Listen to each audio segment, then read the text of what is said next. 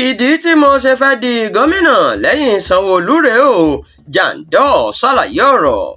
Adarí ẹgbẹ́ Lagos for Lagos Movement Dókítà Abdulaziz Adédìran tí gbogbo èèyàn mọ̀ sí Jandor ti ní èròǹgbà òun láti di gómìnà lẹ́yìn Sanwo Olu kò sẹ́yìn bí òun ṣe fẹ́ mú ìjọba tiwantiwa tẹ̀síwájú nípìnlẹ̀ Èkó lọ.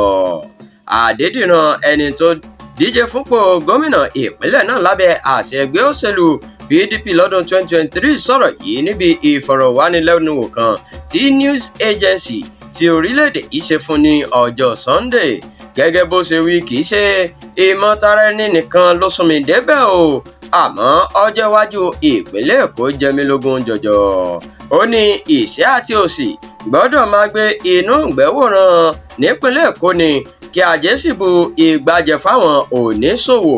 Ó ti wá fọwọ́ sọ̀yà pé gbogbo ohun tó bá gbà làwọn fún o. Ó ní àwọn yóò ṣiṣẹ́ papọ̀ pẹ̀lú ẹgbẹ́ APC láti lè rí i pé ìjọba rere tẹ̀síwájú. Tó sì ní pé gẹ́gẹ́ bí ẹnìkan o, òun yóò díje lábẹ́ ẹgbẹ́ òṣèlú APC nínú ìdìbò tó ń bọ̀ lọ́nà lọ́dún 2027.